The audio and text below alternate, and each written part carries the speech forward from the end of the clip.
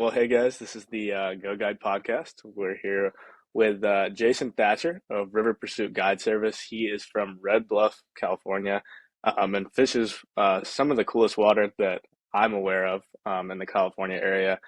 One of the coolest places I've ever fished, and he's got a lot of knowledge about the general area as well as does a lot of really cool stuff, especially with um, the way that he fishes the area. So super excited to have him on, Jason. Great to have you on. Um, yeah, Yeah, thanks. Good morning. I know it's early for you right now, so thank you for being on so early before your day starts. Yeah, it's 6 a.m. here in Red Bluff. Yeah, Yeah, I'm right there same with for you. Seth.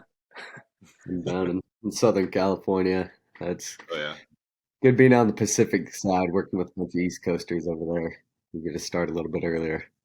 yeah. Yeah, I I've got guess zero early.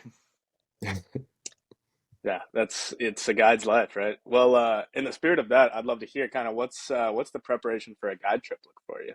What are you doing right now at 6 a.m. kind of getting ready for this trip? Yeah, so I do a lot of my prep work the night before. Um, in the morning, it's more getting lunch stuff ready, um, making sure everything's fueled up. Um, just kind of taking inventory, making sure make sure I didn't miss anything, from the day before. So there's not a ton to do. Um, just try not to go at a rushed pace. Make sure I'm organized and prepared. There's only so many things under our control as fishing guides, right? We can control our equipment. We can control our level of effort, and we can control our preparedness. I like that a Absolutely. lot.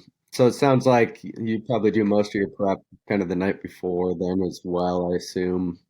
Get back from a trip, clean up the boat, re-prep the tackle, and then that way you can kind of just wake up and double check things and go the next morning.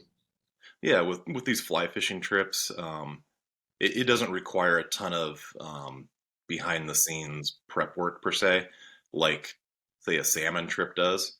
Salmon fishing requires hours sometimes of prep work and organization and dealing with bait and cleaning boats that get destroyed during the day and pressure washing fish blood out and one thing after another. It's very time Yeah, consuming with the salmon fishing. absolutely. And what's the difference in the boats and gear that you're using for I've the got salmon three. versus the fly fishing? Yeah, so I've got three different boats right now. I've got a 26-foot jet boat. It's an open tiller style. We use that to take up to six passengers on our salmon river trips. I've got a Pavati low profile helium model fly fishing boat, drift boat. That's my primary boat for doing the river fly fishing trips. And then I have an 18-foot custom made wheelchair accessible drift boat where we can take folks that have varying level of mobility impairments. We've got different seating options, different setups for folks with different impairments, all the way up to a power chair. That's awesome. Yeah, Oh, I it's think amazing. that's incredible. Seth, you can go ahead. Um, How did you go about, getting that custom boat? Is it there someone you work with around that area? Is it something you did yourself? Can we dive into that a little bit more? No, so it was actually designed by a river guide in Southern Oregon. Due to health issues, he ended up in a wheelchair himself, and in order to stay on the river, keep fishing, he designed this accessible boat. Um, once he decided to get out of doing river fishing, I had heard that he was going to sell the boat, so started a conversation with him, and I was first in line when he decided to sell it.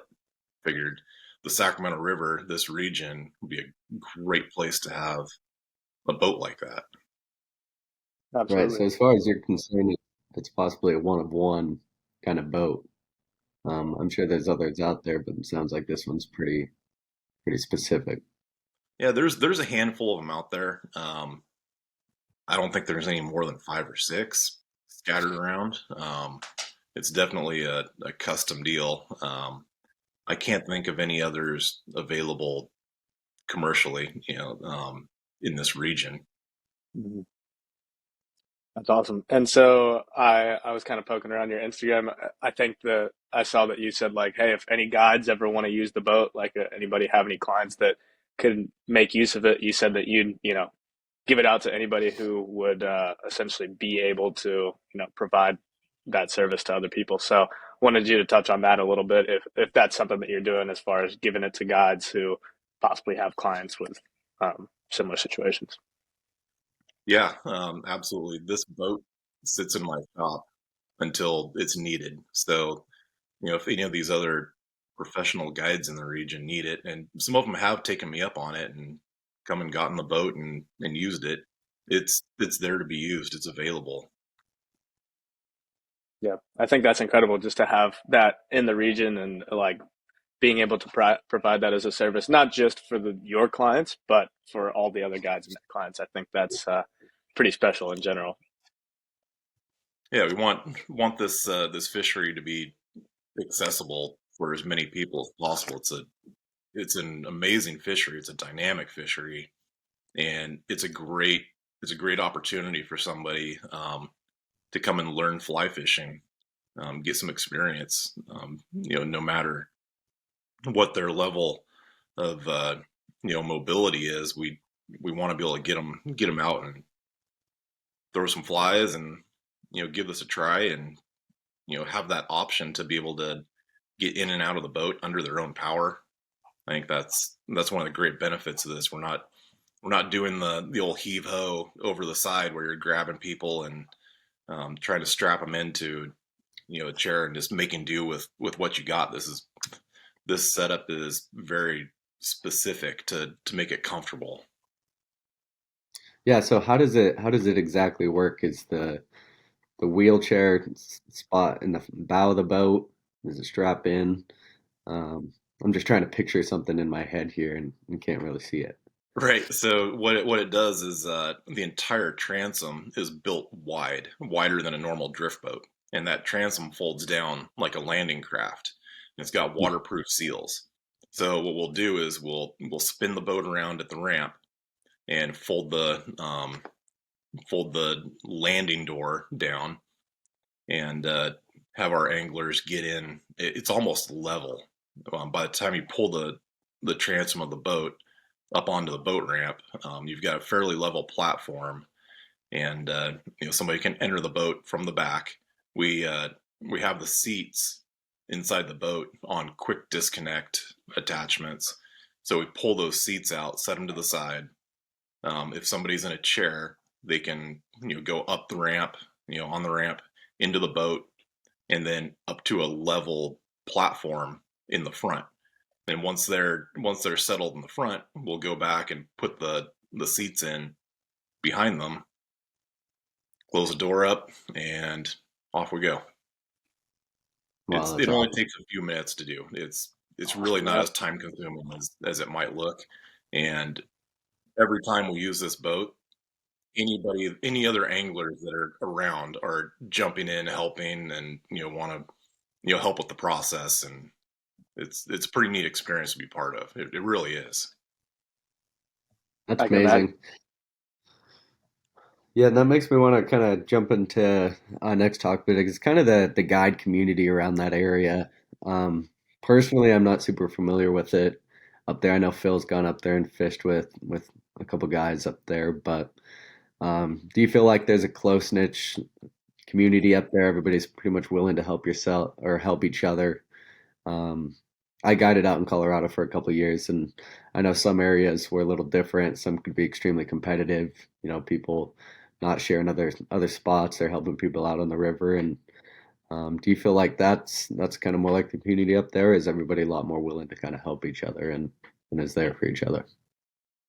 It's a competitive fishery for sure, but for the most part, everybody gets along really well. I've been to other fisheries where it's competitive and there's a level of animosity.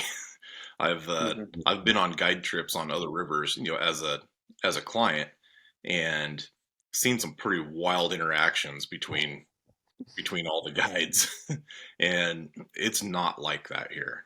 It's pretty easygoing. There's a lot of fish, there's a lot of water, and there's some great guides to share information with it. We work together. Doing multiple boat trips, working together. Um, it's a pretty good community of fishermen here. Well, that's good to hear. It's a lot more eventful to have, a strong community where other guides are helping out each other and lifting each other up rather than some of those more animosity areas where people are going at Right. it. Yeah. I think Yeah. we've all It's heard some of those definitely horror competitive stories. though. Definitely competitive, but you know, if if I'm doing something or using something in particular and it's working, and one of the other guides will ask me point blank, like, I'll do some sneaky stuff, but I'm not going to lie to you. Hmm. That's good. Yeah, there you go. Yeah, Can't tell I'll them I'll be everything. secret agent, man. I'll be sneaky, but if you ask me, I won't lie. that's So awesome. you got kind of the best of both worlds there with you do the fly fishing side of things for the trout fishery there, which I know is absolutely incredible. I mean, there's so many incredibly healthy rainbow trout in that river that it's insane. But you also touch on kind of the salmon fishing as well. I was kind of wondering how do the guides kind of see each other? Is there any animosity between the salmon fishing guides and the fly fishing guides? And sorry, does everybody kind of coexist pretty well in that area? There's definitely some tension between the powerboat conventional side of things versus the drift boat fly fishing side of things. Um, it's definitely a little bit of tension there, but it's not that bad. It's really not that bad. It's nothing that causes a bunch of strife on the river. It's just there's a little bit of tension there doing different techniques and people getting upset running over certain pieces of water and I was gonna say, are they on the same river typically? yeah, yeah, same sections of river often. We we encounter like right now with uh, salmon fishing being closed. You have conventional fishing guides, salmon guides, powerboat guides that will go and fish for trout, and they'll use some different gear that's harder on the fish, and unfortunately, we see them handling the trout more like a salmon. Sometimes they're pretty rough on them and keeping them out of the water, and you know, using bait lures, stuff that's pretty hard on them. Hmm. So that can definitely cause a rift between the two fishing communities. You see things like that. My the trout are it's all catch and release here, and those fish are little business partners. So we try to keep them healthy and be as low impact on them as possible while we're fishing on them. And it's hard to see other anglers sometimes not giving them the respect that we feel like they should get. As being rough handled, and um, I honestly think that that part of the river, the catch and release um, area, well, it's all catch and release for trout, but there's a certain area where you can't fish for salmon. There's a line where above that it's catch and release period. Um, I feel like that should be zero bait, all barbless, artificial only. Um, but it is what it is. So those aren't the regulations right now. The regulations are just catch and release within that area, but also catch and release for trout along the whole lower Sacramento. Correct. The whole thing is catch and release for trout. Zero retention. You can keep two hatchery marked steelhead all year. During the salmon season, you can usually retain two salmon. This year, it's completely closed. We won't have a salmon fishery this year. And Yeah, I why would. is that? Yeah, let's get into that a little bit. Yeah, that's definitely right. The why is complicated. Salmon management is complicated, but it frankly boils down to years and years and years of mismanagement by the California Department of Fish and Wildlife. Um, there's a number of factors in play. We could talk about hatchery practices, we could talk about regulations, and we could talk about a whole number of things and really get down a rabbit hole. But it really boils down to gross mismanagement at a negligent level. And I remember when we first talked about this, you had told me that, you know, years ago, I forget how long ago it was, maybe you said 10 years or something like that, the salmon fishery was massive, possibly totaling, 90 million plus, something like that. Um, and you had all seasons open, and it seems like it's been, year after year where certain sections of the season are closing down. Right. What's been the goal there with the man? Like, why has that happened? And is that part of the mismanagement? Yeah, they keep whittling away at fishing opportunity to compensate for poor management. So instead of changing management practices, they reduce angler opportunity to compensate for low returns. So our salmon, well, the economic impact of salmon fishing for the Sacramento Valley fisheries, the inland areas, it used to be around $90 million. That's been gutted, I mean, to a fraction of what it once was. We used to have runs, I mean, just 20 years ago that were in the 500,000 fish range plus, um, just into the river, not the entire run. That was into the river. And this last year, I think there was 60,000 that came back. It was just a disgusting failure. Yeah, Fish and Wildlife has failed to meet the escapement goals. The escapement is a number of fish that make it back into the river that could potentially spawn. The escapement goals, they failed to meet that number year after year after year after year. For I don't know how many years, inland anglers, the river fishermen, have been raising the alarm about these populations declining. And I mean, we had firsthand knowledge. I mean, we're witnessing this day after day and raising the alarm. And Fish and Wildlife just turned their noses up at us and ignored us. And now here we are in 2023 in the season of "I told you so,"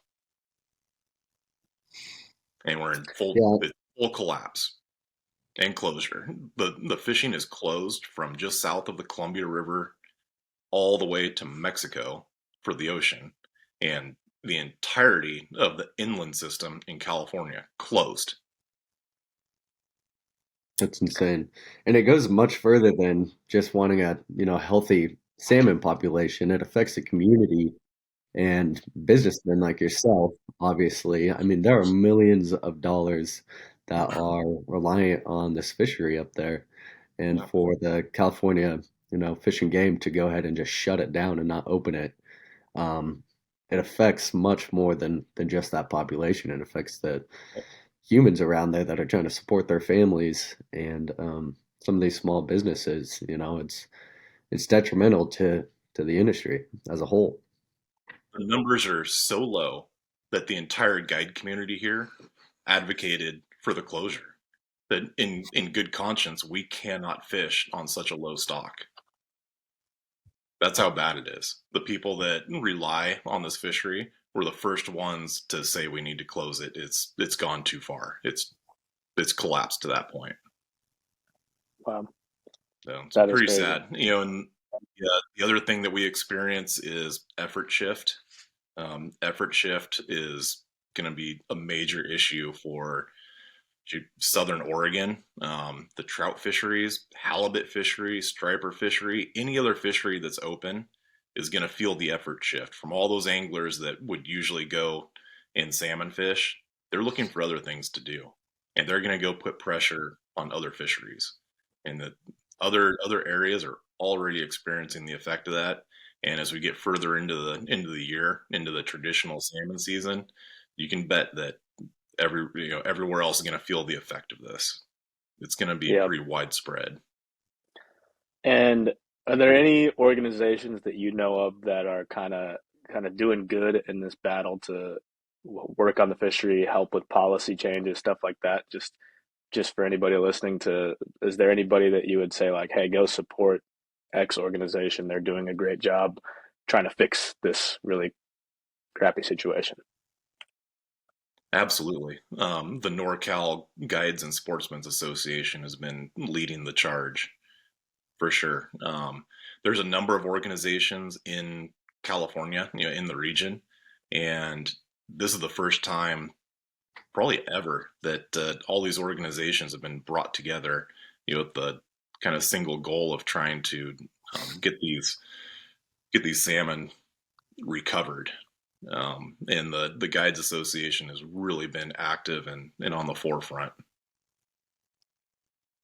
That's amazing to hear. And do you work with them firsthand at all Yeah, I'm through actually on your the business? board of directors right now.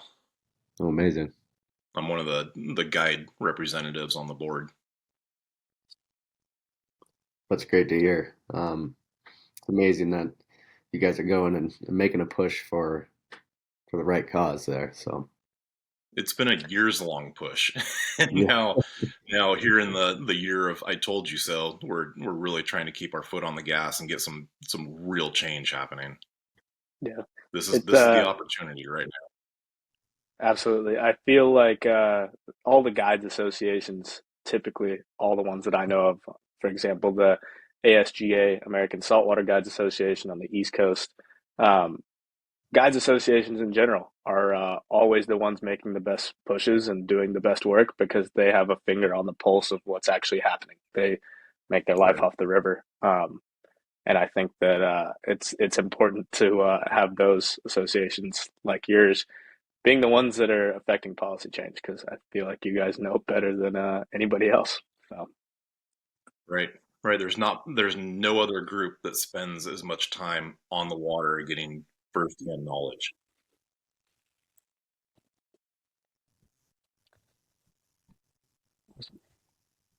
They say there's no substitute for time on the water. That is right. very true.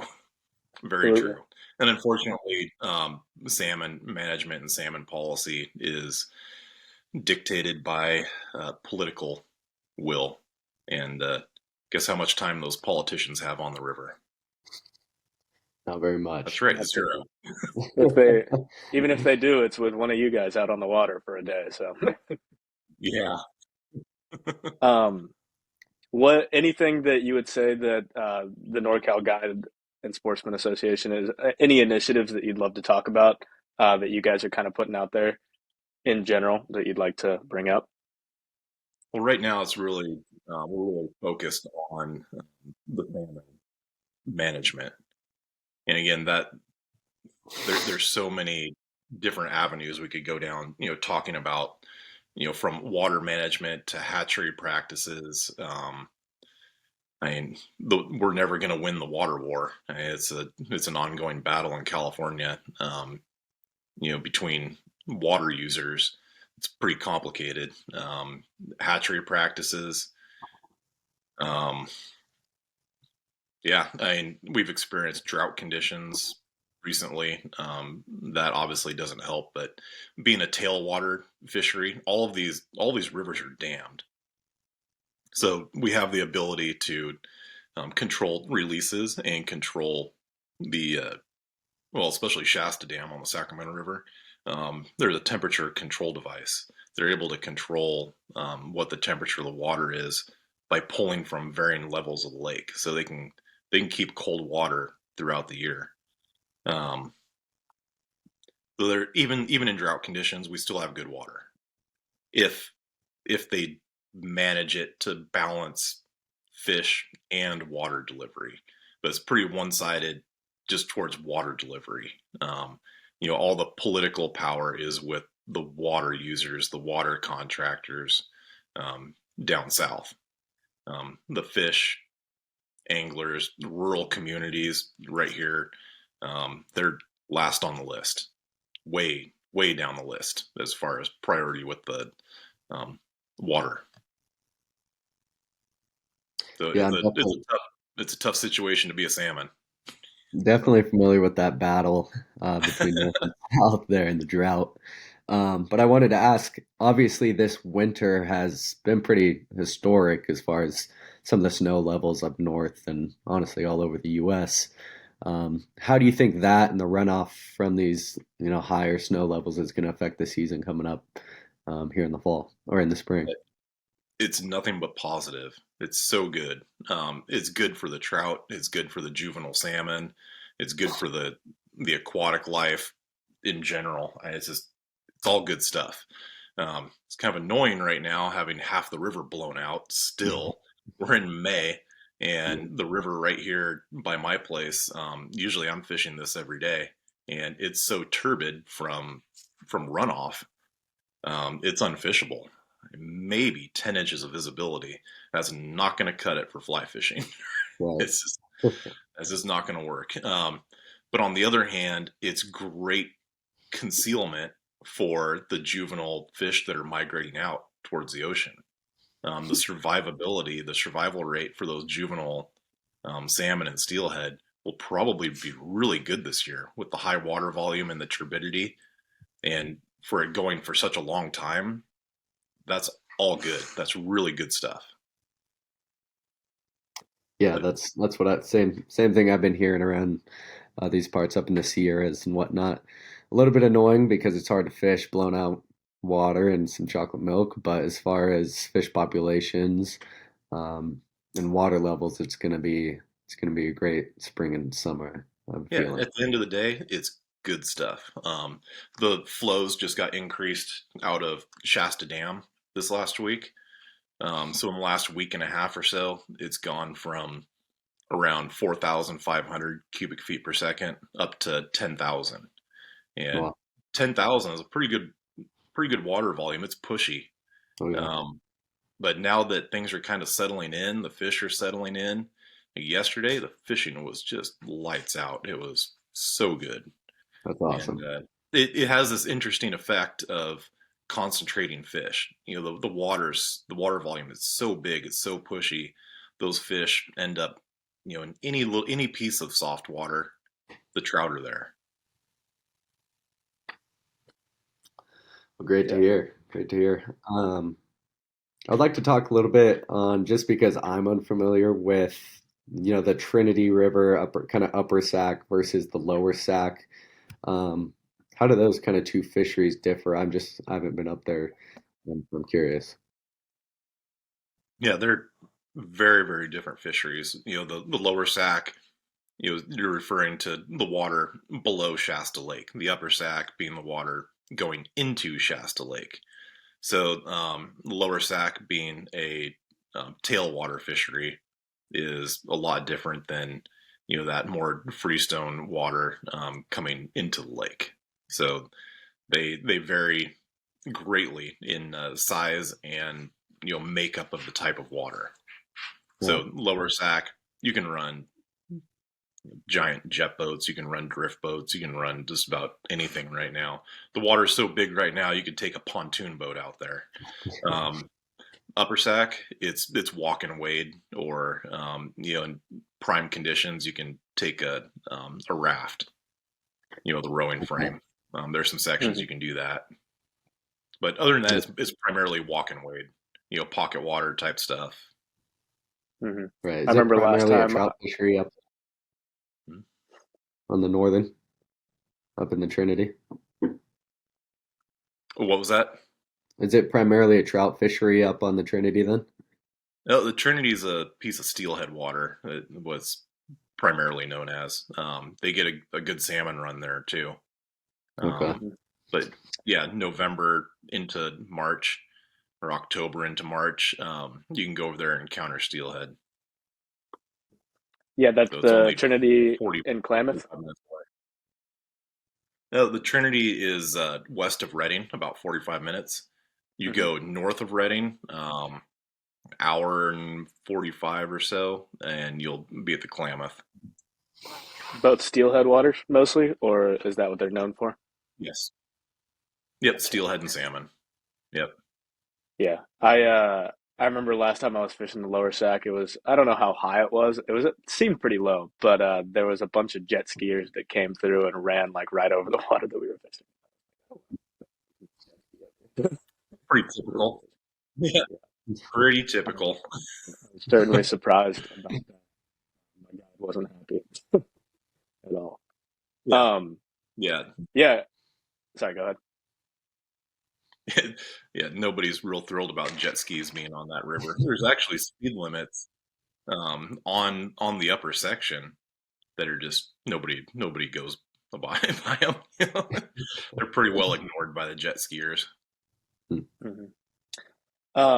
Yeah, in the spirit of kind of talking a little bit more about the fisheries, can you kind of break down what a trip with you looks like on each of the different waters that you're going on? Um, just so we can get a couple of good views and understandings about like what does the day look like on each different type of trip that you offer. Sure. With our trout fishing trips, um, like today, for example, we'll meet up at our takeout location, which is going to vary. Right now, it's very day to day. Um, so we'll meet at the takeout, have everybody jump in my rig and go up to the put in. Um, I usually get a shuttle. So we leave the client's car at the takeout, and once we get done, my truck's at the takeout, so we can just leave from there and be done. So we don't have to do that back and forth driving. Um, Once we start the day, we'll go through um, the techniques that are specific to however we're fishing on a given day. So we'll basically go through the casting technique, the presentation, the hook set stuff, fighting the fish. We just for new anglers, we really take a lot of time and break it down piece by piece, and then practice a little bit, and the rest of it's learn by doing. We'll float down half the day, stop and do lunch. Yesterday we did a group trip, so I brought one of those mini Blackstone griddles, and we set up a rollout table on the beach and threw down burgers and um, grilled onions and made a pretty decent lunch. Then we jump in and fish the rest of the way down, and it's all catch and release. Target rich environment, very target rich environment. Um, some of the guys yesterday, you were starting to get frustrated with losing fish. Just pitch it back in there. You're gonna get another one. Don't worry about Right. Yeah. it. This pretty cool fishery. Um, our salmon trips, those we generally start really early in the morning. We're getting out there in the dark. Um, we can accommodate up to 6 anglers on my jet boat for salmon. Um, we try not to mix groups. It's usually a private trip where we have where everybody knows each other. So try not to mix groups if possible. Um, those trips are generally full day, 6, 7 hours, 8 hours if fishing's tough. Um, you're usually allowed to retain 2 salmon. We'll use different techniques throughout the day. We'll do back bouncing with big lures. We'll do salmon row, fishing deep holes. We'll fish travel lanes where we know the fish are migrating through. Um, there's there's a wide variety of types of water that we'll hit throughout a day, and we'll often deploy multiple techniques throughout the day to target those salmon. Um, the wheelchair accessible boat, I've got that set up for doing conventional type fishing or fly fishing. So we could do a salmon trip out of that boat. We could do a fly fishing trip out of that boat. We could take it out to the lake. I've got a motor that goes on it. It's a kind of craft where you can really it's really modular. So we can set it up with different seating options, the motor, oars, um, so we can accommodate different fishing styles. If somebody has more of a desire to go get a salmon, then we can run a salmon trip out of it. If somebody wants to learn fly fishing, we can run a fly fishing trip out of it. Very cool. The striper trips, we do both conventional and fly fishing. The conventional trips will either drift live minnows or we'll do swim baits, different lures with spinning rods.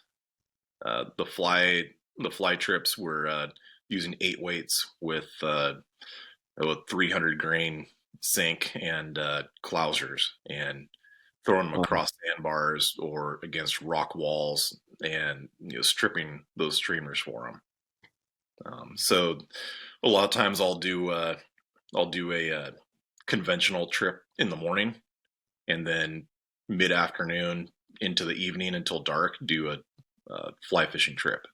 Once the river settles down and the fish kind of settle in, you can go back and really target them with flies, and it can be pretty dynamite with the river more to yourself. So we can cram 2 trips into one day often during the striper migration. There's a whole spring run, spawning run that occurs end of March, going almost in. It'll probably go until June this year with the high water. Awesome. So for those striper, you're primarily streamer fishing with clousers and things like that, as far as using a With fly flies. rod. Yeah. Um, versus when you're trout fishing, I assume you're using kind of a bob or nymph setup. Um, do you ever find any sort of crossover? Do you ever hook up on, maybe a trout when you're throwing those clousers or a striper when you're throwing that bobber rig? Anything like that? Yes. Yep. With the stripers and the bobber rig, it's usually the stripers coming up and yanking the trout off the end of our line. You get a 30-pound striper come up and eat the trout while you're trying to bring it to the net. Wow, That's that's awesome. pretty And now cool. it's time to throw a swim That bait. is Yeah, awesome. So we'll often bring some heavy striper gear certain times of the year. Though there's a migration of big stripers that happens. Where they come up during the summer, and the first day that I have a trout get yanked off the end of our fly lines, then I start bringing the big guns, and we'll mix it up in the day, trying to get those big stripers as well. Nice. that's awesome. How big did those stripers get up to? You mentioned 30 pounds. I mean, Yeah, that's 40. quite a There's been 40, 50 pound fish caught in the last few years. wow. Wow. My biggest is around 30. I've never caught one of those giants. There's some guys that are really talented at targeting those big fish. They they do that day in day out, and they catch some giants during the year. So I guess I would love to touch on kind of like what makes you different than a lot of the other guides that are on the lower Sac, as well as some of the other rivers, tributaries around there. Like why you? Why would you kind of say book a trip with me versus anybody else around the area? Yep. There there's a lot of talented guides here. There's some very talented guides. It's a rich place for angling knowledge, for guide knowledge. One of the things that I think sets me apart is I kind of found a niche in fishing the lower section of the river, away from town, more in the wild, scenic sort of country. It receives less pressure, but it can be a little bit more technical. It can be tougher to fish.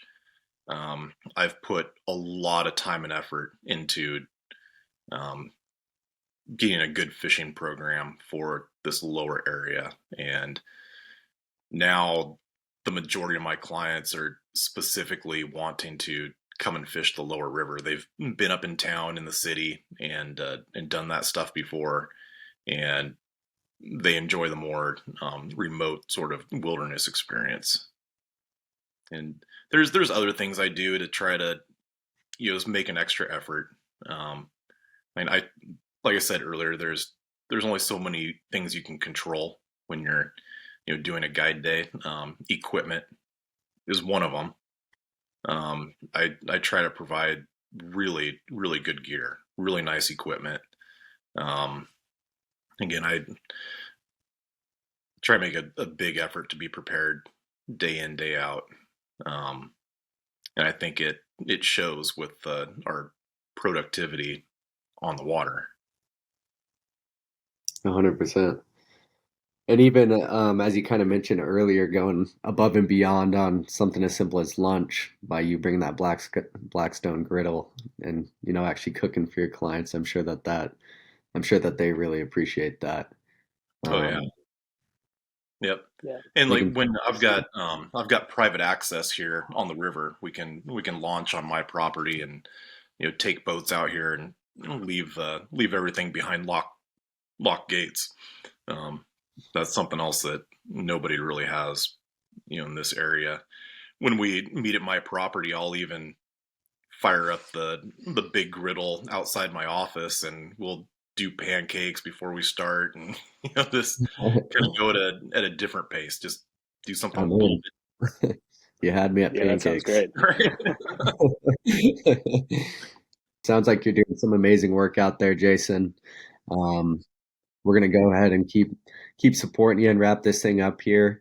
I know you got a fishing trip here coming up soon, so best of luck on that. And just thanks again for sitting down and taking the time to talk with us and sharing your story. It means a lot. We're gonna get it out there for people to hear. So